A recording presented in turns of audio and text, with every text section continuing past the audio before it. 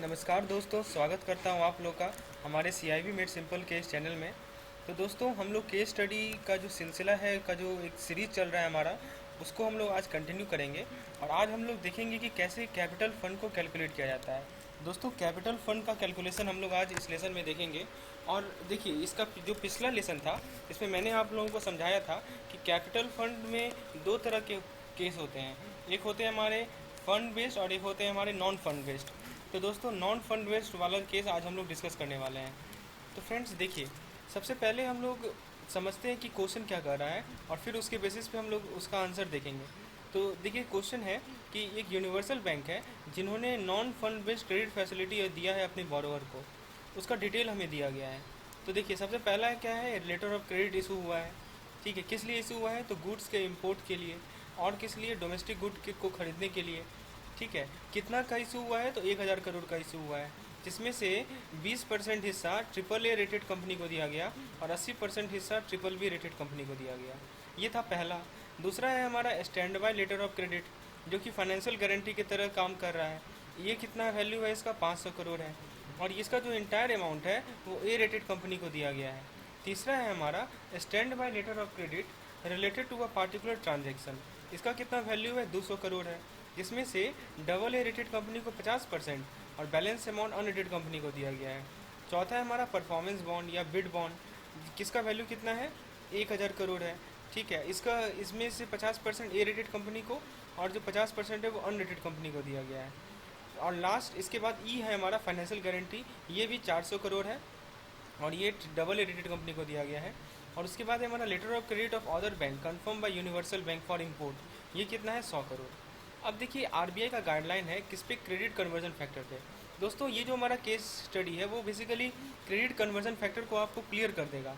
तो जिन लोगों को डाउट रहता है, कुछ लोग कमेंट सेक्शन में पूछते भी थे कि मुझे केस स्टडी चाहिए क्रेडिट कन्वर्जन फैक्टर पे, तो उनके लिए ये केस स्टडी एकदम सुटेबल है, अप्रोप्रिएट है। तो दोस्तों देखिए, क्रेडिट कन्वर्जन फैक्टर का क्या इंपॉर्टेंस है आज हम लोग समझेंगे। तो RBI का क्या गाइडलाइन है कि यदि डायरेक्ट क्रेडिट सब्सिट्यूट हो, जैसे स्टैंड बाय LC हो या क्रेडिट इन्हांसमेंट हो या लिक्विडिटी फैसिलिटी हो, तो इन सभी में जो CCF का वैल्यू है वो कितना लेते हैं हम लोग? 100% लेते हैं। फिर कुछ ट्रांजेक्शन ऐसे होते हैं, जैसे मान लीजिए performance bond, bid bond, warranties, indemnities, stand by LC, जो कि पार्टिकुलर ट्रांजेक्शन से रिलेटेड हो, तो इन सभी केसेस में हम लोग CCF कितना लेते हैं? 50%। उसके बाद तीसरा केस में बताया गया है कि short term self liquidating trade related जो होते हैं, ट्रेड लेटर ऑफ क्रेडिट जो होते हैं, इसमें जैसे डॉक्यूमेंट्री क्रेडिट हुआ, ठीक है, ये सभी में कितना CCF लेते हैं? 20%।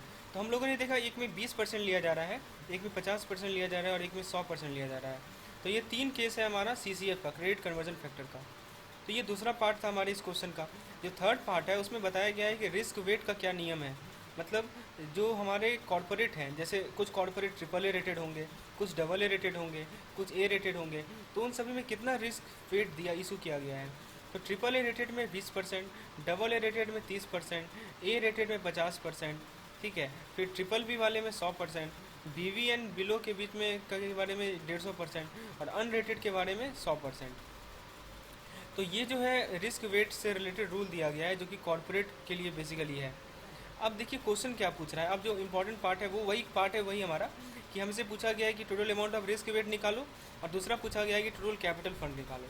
तो आइए दोस्तों, हम लोग सेगमेंट वाइज समझते हैं। देखिए, इस क्वेश्चन ये बेसिकली केस स्टडी है। इसमें आपको हो सकता है 5-6 क्वेश्चन पूछा है, होगा क्या, हो सकता नहीं, होगा ही 5-6 क्वेश्चन पूछे जाएंगे। तो इसको देख के डरना नहीं है कि इतना लंबा क्वेश्चन क्यों दिया गया है। इसे आप समझिए कि 5 या 6 मार्क्स कैरी कर रहा है ये क्वेश्चन, इसीलिए इसको समझना काफ़ी आवश्यक है। तो सबसे पहले हम लोग रिस्क वेट को निकालते हैं, to calculate the risk weight. ठीक है, रिस्क वेट को निकालेंगे और उसके बाद फिर कैपिटल को निकालेंगे।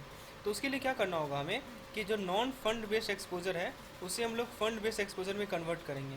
तो ये जो कन्वर्जन है ये किसके थ्रू किया जाता है? क्रेडिट कन्वर्जन फैक्टर के थ्रू किया जाता है। तो यही है रोल क्रेडिट कन्वर्जन फैक्टर का, क्या कि वो नॉन फंड बेस्ड एक्सपोजर को फंड बेस्ड एक्सपोजर में कन्वर्ट करता है। तो आइए सीखते हैं कैसे हम लोग CCF का यूज़ करते हैं। तो हमें ये दो डाटा को यूज करना है, ये जो पूरा पूरा डाटा दिया हुआ है इसे यूज करना है और जो हमारा केस है उसे देखना है। आइए सबसे पहले A वाले केस को देखते हैं। A वाले केस में कितना रुपीज़ अलॉट किया गया है? 1000 करोड़ और ये लेटर ऑफ क्रेडिट से रिलेटेड है। चलो देखिए, सबसे लास्ट वाला आ जाइए, यहाँ पे गाइडलाइन का जो 3rd नंबर पॉइंट था, यहाँ भी देखिए साफ साफ लिखा हुआ है डॉक्यूमेंट्री क्रेडिट कितना परसेंट है? CCF 20%। तो हम लोगों ने क्या किया कि 1000 का 20% निकाला, जो कि मिला हमें 200 करोड़। आइए अब आ जाइए बी नंबर केस में। बी नंबर केस में क्या है, बी नंबर केस में 500 करोड़ अलॉट किया गया है किस चीज़ के लिए, stand by letter of credit, जो कि फाइनेंशियल गारंटी की तरह सर्व हो रहा है। तो ज़रा देखिए गाइडलाइन को, यहाँ पे देखिए लिखा हुआ है साफ साफ, stand by letter of credit serving as financial guarantee, है ना। तो इस केस में कितना परसेंट है, CCF 100% है। तो देखिए हमने क्या किया, हमने 500 करोड़ का 100% निकाला, कितना निकला 500 करोड़। उसके बाद आ जाइए सी नंबर केस में। सी नंबर केस में क्या है, stand by letter of credit related to particular transaction, इसमें कितना अलॉट किया गया है 200 करोड़। तो यहाँ देखिए रिलेटेड टू पार्टिकुलर ट्रांजेक्शन में जो CCF है वो है 50%। तो हम लोग क्या करेंगे, 200 करोड़ का 50% निकालेंगे, कितना निकलेगा 100 करोड़ निकलेगा। उसके बाद डी नंबर केस को देखते हैं। देखिए दोस्तों डी नंबर केस में जो है हमसे बोला गया था कि परफॉर्मेंस बॉन्ड या बिड बॉन्ड कितना अलॉट किया गया है, 1000 करोड़ अलॉट किया गया है। तो परफॉर्मेंस बॉन्ड और बिड बॉन्ड किस वाले केस में है, देखिए यहाँ पे दूसरा नंबर केस में है परफॉर्मेंस बॉन्ड या बिड बॉन्ड, इसमें कितना CCF है 50%। तो हम लोग क्या करेंगे डी नंबर केस में कि 1000 करोड़ का 50% निकालेंगे, जो कि हो जाएगा हमारा 500 करोड़। उसके बाद हमारा जो पाँचवा केस था जिसमें क्या कहा गया था कि फाइनेंशियल गारंटी, तो फाइनेंशियल गारंटी हमारा फर्स्ट वाले केस में आएगा, ठीक है दोस्तों। तो फाइनेंशियल गारंटी में हम लोगों ने 100% CCF लिया, तो 400 करोड़ का 100% हो जाएगा 400 करोड़।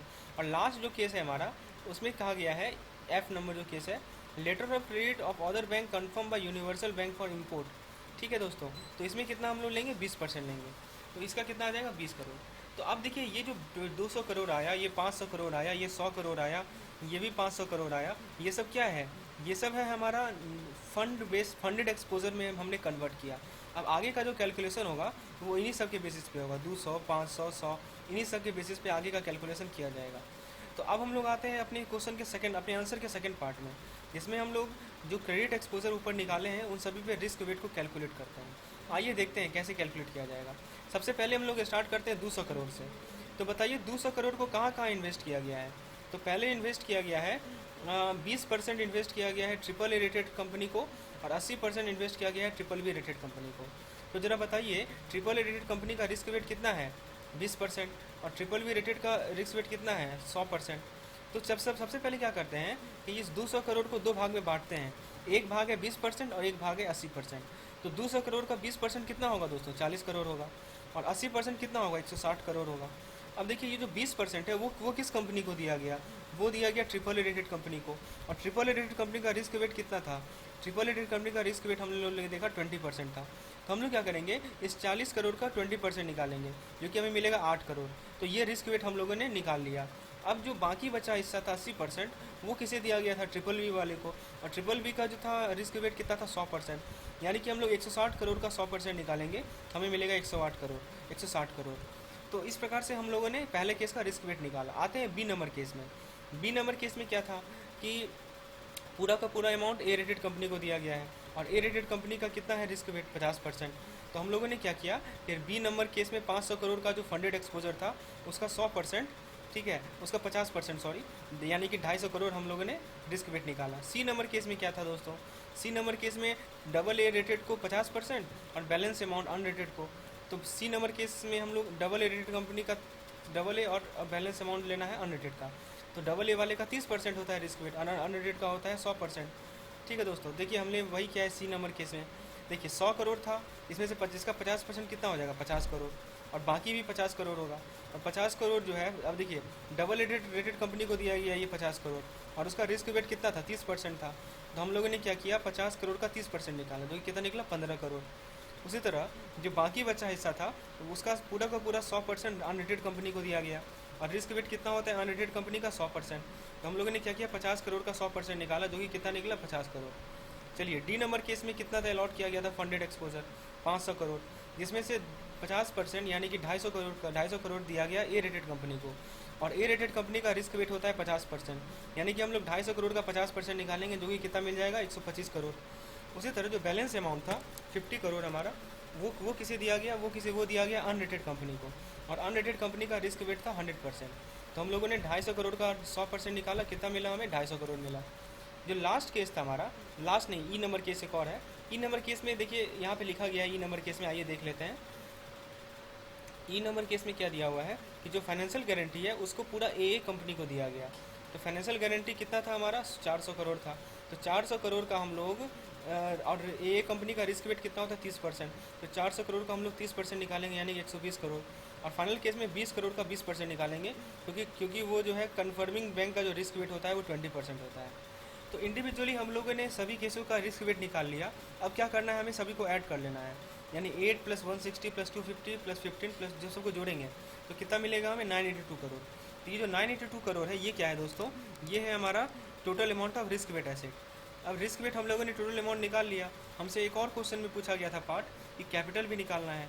तो कैपिटल कैसे निकालते हैं, तो रिस्क वेट को हम लोग CAR से यानी कि कैपिटल एडिक्वेसी रेशियो से मल्टीप्लाई कर लेंगे। और कैपिटल एडिक्वेसी रेशियो का आइडियल वैल्यू कितना होता है 9%। तो हम लोग क्या करेंगे 982 का 9% निकालेंगे जो कि मिल जाएगा 88.38 करोड़। तो इस प्रकार से हमारा जो क्वेश्चन का आंसर है वो है 982 करोड़ और एक है 88.38 करोड़। तो ये था हमारा आज का लेसन। आज की केस स्टडी में मैंने आप लोगों को समझाया कि नॉन फंड बेस्ड एक्सपोजर का कैपिटल कैलकुलेशन कैसे करते हैं। आप लोगों ने सीखा कि CCF को कैसे यूज किया जाता है, CCF का क्या पर्पज़ होता है। तो दोस्तों यदि ये लेसन आपको पसंद आया हो तो इसे लाइक ज़रूर करें और भी लोगों को इस चैनल से जोड़ें। अब हम लोग 2000 सब्सक्राइबर के नज़दीक है, तो ट्राई करें कि जल्दी से जल्दी इस माइलस्टोन को रीच करें और भी लोगों को जोड़ें ताकि हमारा ये जो माइलस्टोन है वो जल्दी से जल्दी पहुँच जाए। तो फ्रेंड्स इसी तरह मैं और भी केस स्टडी आप लोगों के लिए लाऊंगा। आप लोग बने रहें, कमेंट सेक्शन में अपना जो वैल्यूएबल कमेंट है वो ज़रूर डालें, जिससे मुझे मोटिवेशन मिलता है आप लोगों के लिए और ऐसा वीडियो लाने के लिए। धन्यवाद।